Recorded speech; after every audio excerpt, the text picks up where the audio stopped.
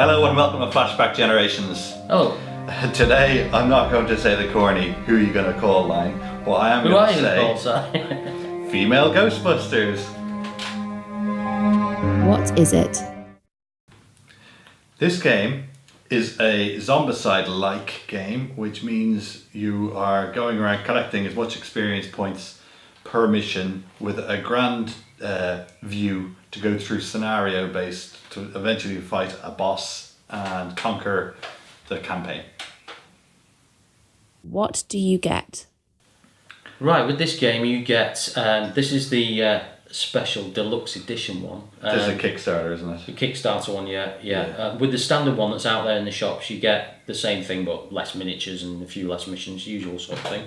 What you get is a ton of plastic little ghosties, miniatures, which is kind of a translucent, ghostly sort of see-through type material. I think you get 4 Ghostbusters with the standard game, you know, Venkman, Spengler, the usual guys. And you get a boss. With the standard game, you just get that guy, Marshmallow Man, I think. And there are others available, but you do get a lot of miniatures with it, a ton of dice. The game is built, the maps are built with these double-sided map tiles. It's a grid-based thing. You get all sorts of counters which indicate who's zapping what ghost, or which ghost. You've got slime counters, you've got an ectomobile which you can jump in and out of, and a card to represent who's inside the car and who's not. You get player cards, not shown here. There's the little Zombicide XP trackers, you know, they slide up as you zap things. All the usual stuff you get with a big sort of miniatures board game. Yeah, there's actually quite a lot. Scenario cards, a deck of those. The detail is moderate, I'd say. Probably. Yeah. They're not super detailed miniatures, but they kind of the style is the real Ghostbusters cartoon. Yeah. Throughout, so they, you know, that was quite roughly drawn, wasn't it? Back Is in the it? day. I would say compared to Zombicide, which is a very good comparison, it's slightly below it, but they've got away with it quite well because they've gone far more cartoon. The blatantly 80s cartoon mode, yeah. So everything's very kind of rounded and smooth. Yeah, it's a bit flat. The detail's a bit blunt, definitely. But but you know, in saying that, you know, all the monsters have the same pose, which they do in the species. Yeah, you've got like the boogly thingies and the pterodogs. All the pterodogs are the same. All the booglies are the thing. They've all got 100% galloping same ghosties and all that. Your characters are all different, but yeah, they're unique characters. Good card quality. It's not bad. It's just very. I would say it's a very 6 out of 10 kind of, you know. Yeah. You get that's quite thin. On the back, if you're familiar with it's a little bit of fluff about the characters. Yeah. If you're familiar with what you get with Zombicide, so like especially like the Black Crusade now, like that's a plastic tray with, you know. Yeah, it's not up there. Compartments and stuff. So they sort of they are like the old Zombicide. It is. It's a similar pitch, isn't it? But similar price tag there as well. All right. Well, let's talk about the rules. How does it work? So the rules are, and it's been a few weeks since we played it, and we've only played it a few times, but basically each player takes on a Ghostbuster who's got skills. The map is usually 3x3, 9 squares. You won't be there in the early missions. Each scenario card tells you the setup, which tiles to use, which way around they are, all that, and there's portals which all have a symbol. The portals, what we forgot to get out is there's also another tile off the board which is the, you know, ghost spirit realm or something. Oh yeah. So you basically the scenario dictates how many ghosts there'll be in this scenario. A load of them are in the spirit world and some of them will be out there. So your mission may be to, let's say, bust 10 ghosts. To bust a ghost, you get 2 actions a turn. You can move, I think it's 3 squares, isn't it? Mm-hmm. And you can zap something. And to zap something, you have to grab hold of its ghost card. So if I wanted to zap that little ghost there's a number of streams required to bust him. So yeah, you'll have to have a certain amount of hits. So let's say he requires a 3+ on the dice to roll. That's right. So if you roll a dice, you roll a 3+, you got a 3. So you got actions. So that's an action to do. Yeah. So you could use 2 actions rolling 2 dice. So Janine there, if you wanted to zap that ghost, let's say he's a 4 up to zap. I'm going to roll a dice. I got a 2. All right, but if you win, you put your colour of stream marker on. And if you miss, the ghost card will tell you what the reaction is from the Exactly. ghost. If you miss, some of them will run towards you, some of them will run in a random direction, which Run you use away. using a D8. They've all got so they've made a kind of an interesting AI on each ghost character. Yeah. And this is obviously public knowledge to everyone, so they Some don't. of them are quite fun because if they crash into another ghost of the same type, they merge, into a bigger version, so they sort of grow. Two of those will become one of those sort of thing. Or these ones are no fun at all, because they're impossible to catch. Yeah. And then the players take the turn by turn by turn, and once a ghost has got enough streams on, the last person's put a stream on, it goes in their backpack. They then must go back to the car and Dispose of it. upload. Yeah. You put it back. It goes back into the spirit realm. It's back in the spirit and, world. Yeah. Yeah, you can rinse and repeat. So essentially, you're trying to lock the gates. One of the objective is usually close the portals. At the end of when everybody's had their turn, you roll the disaster dice. If you roll, let's say the 3 wavy lines, the Venkman psychic PSI card test thingies, then something will happen at the matching portal. Usually a ghost will pop out of the spirit world. Oh dear, so they're flooding out. You're trying to put them back in. So it's kind of a race against time that way.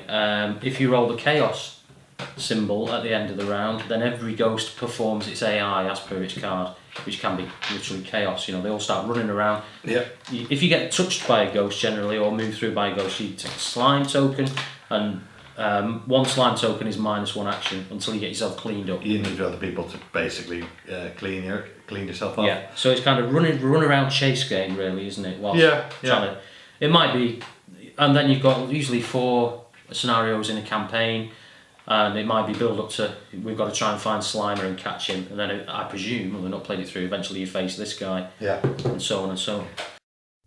Is it any good? It's an interesting game that it sort of borrows or uses Zombicide, because in a lot of ways I feel like it's kind of not the ideal match for it. Yeah.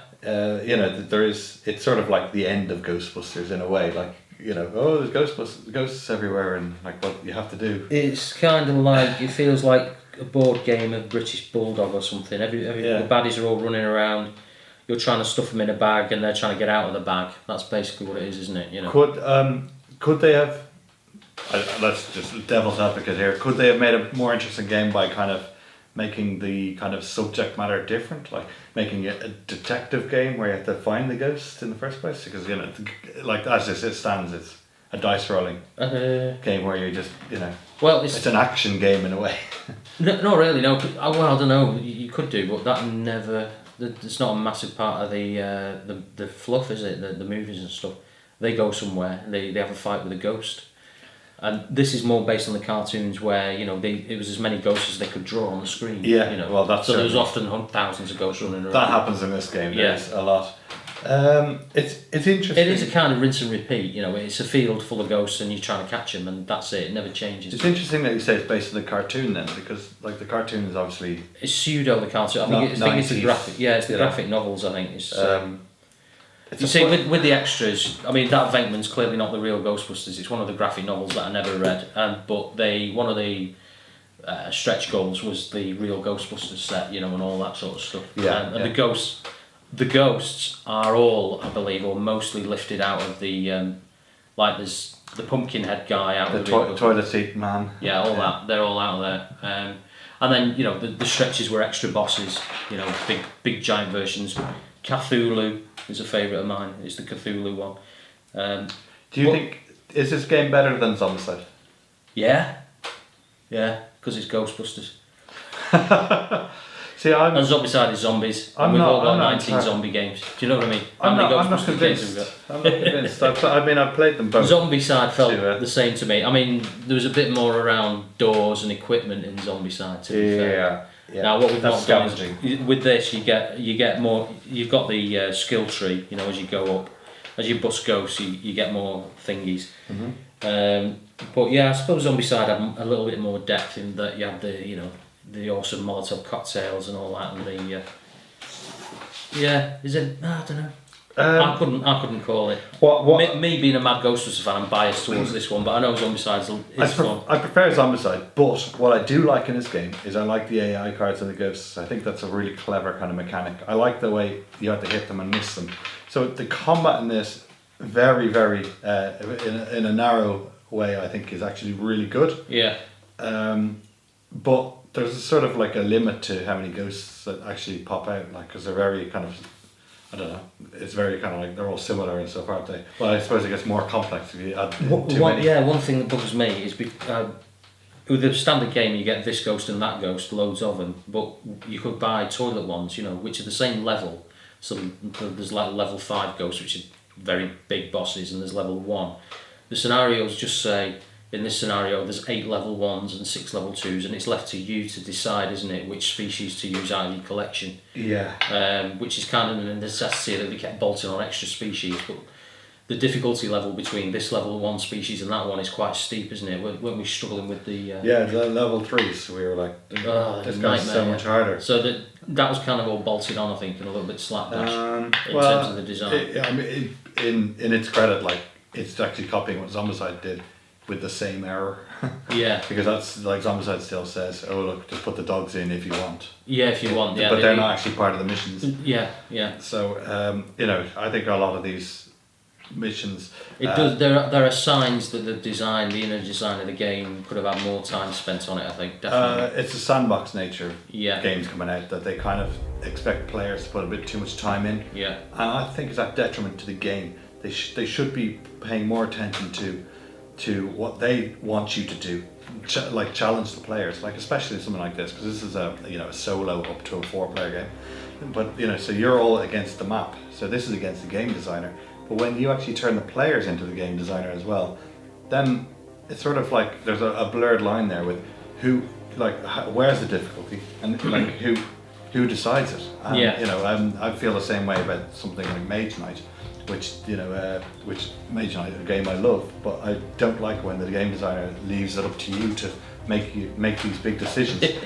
You think it points back to toys where it's just choose your own adventure and make up your own stuff.